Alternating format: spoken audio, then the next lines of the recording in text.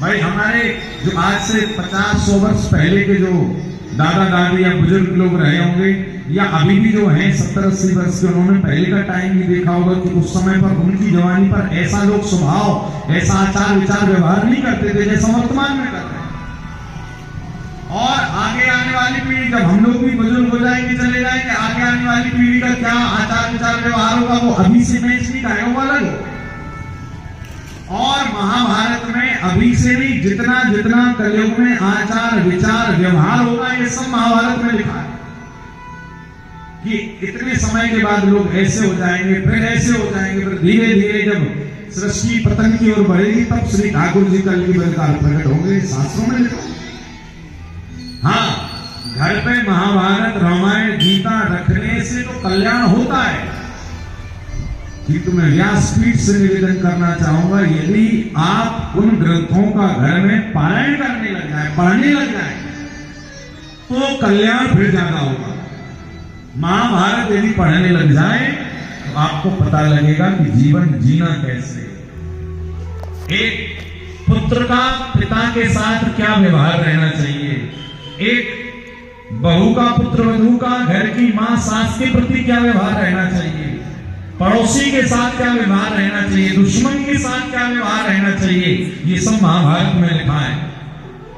यदि घर पे रखेंगे, उसको पढ़ेंगे तो जीवन सुधरेगा। रखने बस से कल्याण नहीं होगा, उसका पारायण भी करना पड़ेगा। अब हम केवल रखे, कई लोगों को कहते हैं ना पुस्तक एकत्रित करने का बड़ा शौक रहता है, गीता भी ले आए, रामायण भी ले आए, रामचरितमानस भी ले आए, महाभारत भी ले आए, शिव पुराण भी ले आए, और उनसे कहो भैया रखे तो कुछ पढ़ा, बोले महाराज बस रखे, पूजन कर देते हैं। पैरासिटामोल की गोली घर में लाओ, बहुत तेज बुखार हो जाओ, खाओ ना, बस उसको सामने अगरबत्ती घुमाते रहो तो बुखार जाएगा? नहीं जाएगा। भाई गीता जी घर में कहते, एक बार एक महात्मा अपनी कुटिया में कुछ भी नहीं रखते थे, एकदम बस भजन करते थे वो कि हाथ कर माला से। तो एक बार गांव में कुछ यजमान आए, बोले पंडित जी महाराज आप एक काम करो ना, हमारी बड़ी इच्छा है, हमने आपको गुरु बनाया तो हम दान दक्षिणा में कुछ दे, आपको गीता जी दे रहे हैं। अब महात्मा ने कहा वैसे तो हम अपनी कुटिया में कुछ रखते नहीं, किंतु चलो गीता जी लाए तो ठीक है रख दे। अब गीता रखी, अब संत गीता का पारायण करते हैं, पाठ करते हैं। और उसको अब एक समय ऐसा है कि चातुर्मास प्रारंभ हुआ, तो महात्मा ने अपने चेले को बुलाया, बोले चलो एक काम करो, हम चातुर्मास में किसी सरोवर के तट पे जाएंगे, भजन करेंगे, तुम एक काम करना, कुटिया में तो कुछ है नहीं, हाँ गीता जी रखी। अब भाई देखो, घर पे गीता मतलब भगवान है, तो महात्मा के अंदर भाव था कि भगवान है, तो कहा बस देवी के सामने भोग प्रसादी लगा दिया करो, और हो सके तो एक आध अध्याय का पारायण कर दिया करो। चेला ने कहा ठीक है, फ्री में कुटिया मिलेगी, बढ़िया गुरु जी की कुटिया में रहेंगे, और जो चेला कभी कभी गुरु जी के आते तो प्रसाद वगैरह दे जाते, तो बढ़िया चेला खा पी कर एकदम मस्त पड़े रहते। चेले ने कहा वाह गुरु जी बहुत बढ़िया कि आपने कुटिया में कुछ भी नहीं रखा, खामो खा झंझट टेंशन मोल ले, बढ़िया दरवाजा खुला रहता है, ये चेला सोता रहता है। अब कुछ ऐसा हुआ कि उस कुटिया में एक चूहा आ गया। अब चूहा आया तो चूहा को खाने कुछ मिला नहीं, तो चूहा ने कहा चलो गीता जी रखी, उन्हीं को कुतर कुतर खाया जाए, तो उसके पेट खाने लगा वो चूहा। कहते हैं खाते खाते उस चेले ने कहा राम बताओ, ये तो गुरु जी की गीता पूरी खत्म कर देगा, क्या किया जाए? गांव वालों से कहा भैया गुरु जी की कुटिया में चूहा, बोले काम करो, चूहे को भगाना तो बिल्ली ले आओ। गुरुजी के जब गुरुजी थे तो कुछ भी नहीं था, अब चेला के राज्य में चूहा या बिल्ली भी आ गई, क्यों? बोले बिल्ली आएगी तो चूहा मर जाए। हुआ भी बिल्ली आई, चूहे को खा गई। अब बिल्ली को पाला इसने तो धीरे धीरे बेचारी दुबली पतली और खाने पीने कुछ मिल नहीं गया। इसने कहा बताओ बिल्ली लाया वो मर जाएगी, क्या करें? बोले अब बिल्ली को पाला है तो इसको पिलाने के लिए दूध लाओ। अब दूध के लिए बोले गाय लाओ।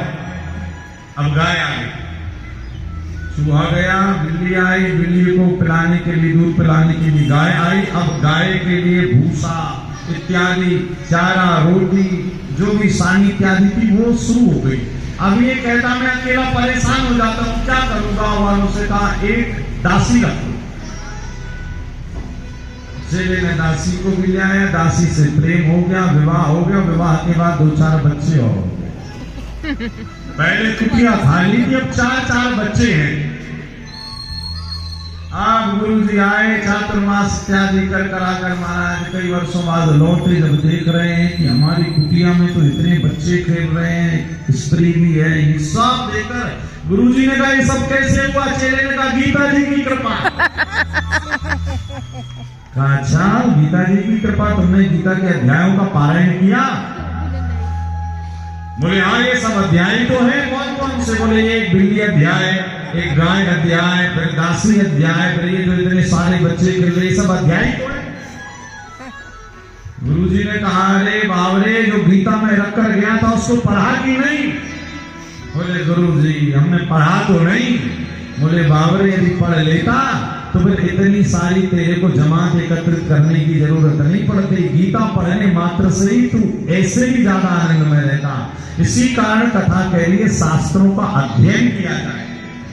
क्या घर पर रखी बस ना जाए। महाभारत, रामचरितमानस, गीता जी को घर पर रखिए मत, उसका पारायण करिए। जब पारायण करेंगे तो स्वभाव अपने आप सुधरेगा। हम लोग भी क्या करते हैं, इतने सारे संबंध जोड़ लेते हैं कि ये सुख देगा, ये सुख देगा, वो देगा, वो देगा।